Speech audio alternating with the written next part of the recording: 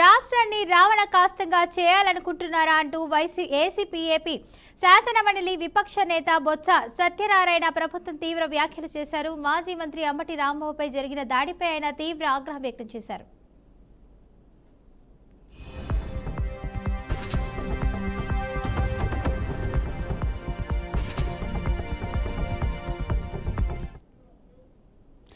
రాష్ట్రాన్ని రావణ కాష్టంగా చేయాలనుకుంటున్నారా అంటూ ఏపీ శాసనమండలి విపక్ష నేత బొత్స సత్యనారాయణ ప్రభుత్వం తీవ్ర వ్యాఖ్యలు చేశారు. మాజీ మంత్రి అంబటి రాంబాబుపై జరిగిన దాడిపై ఆయన తీవ్ర ఆగ్రహం వ్యక్తం చేశారు. పోలీసులు దగ్గరుండి దాడి చేయిస్తారా, వైసీపీకి కార్యకర్తలు లేరని అనుకుంటున్నారా అంటూ మండిపడ్డారు. చంద్రబాబు నాయుడు అప్రతిష్టను మూట కట్టుకోవద్దని హితవు పలికారు. ఇక గత 3 రోజులుగా కూటమి ప్రభుత్వం విధ్వంసానికి పాల్పడుతోందని ఆరోపించారు. వైసీపీ నేతలపై జరుగుతున్న దాడుల విషయంలో అయితే జనసేన, బీజేపీ నాయకులు ఎందుకు తప్పు అని చెప్పడం లేదని బొత్స నిలదీశారు. ఇక ఎన్డీడీబీ రిపోర్ట్ను వైసీపీ తెచ్చిందా అని బొత్స ప్రశ్నించారు. హిందువుల మనోభావాలతో ఆడుకోవడం న్యాయమా అని ప్రశ్నించారు.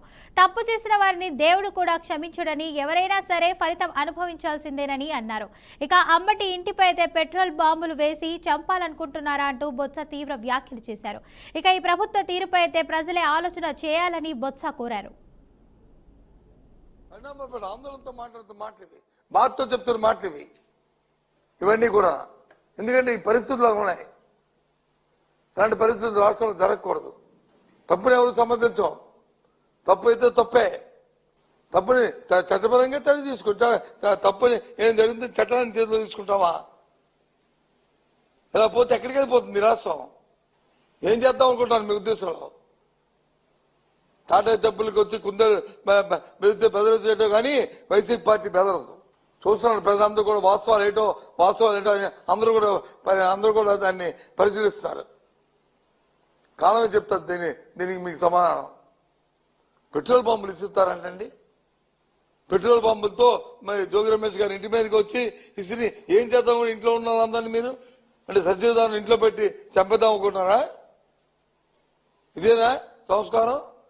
అందుకని మీకు అధికారం ఇచ్చింది.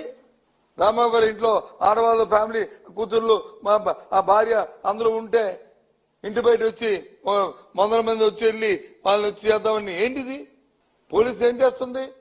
ఆ 3 సోమాలు ఎందుకున్నాయి మీదేమైందా భుజం మీద? దేనికోసం? దయచేసి ఆలోచండి. రాజకీయాలకు నేనేం చెప్తాం మేము, అవసరాలకు ఏదైనా మాట్లాడతాం మేము. కానీ ఉద్యోగాలు మీ ధర్మం మీకుంది. ధర్మం కాపాడడానికి ప్రయత్నం చేస్తే ఒక మంచి పోలీసు వ్యవస్థని అనే పేరు ఉంటుంది. ఈ రాష్ట్రంలో ఉన్న పోలీసు వ్యవస్థ పేరు దయచేసి ఆ వ్యవస్థ పేరుని చెడగొట్టారు. పరిణామపడి ఆందోళనతో మాట్లాడుతూ మాట్లాడి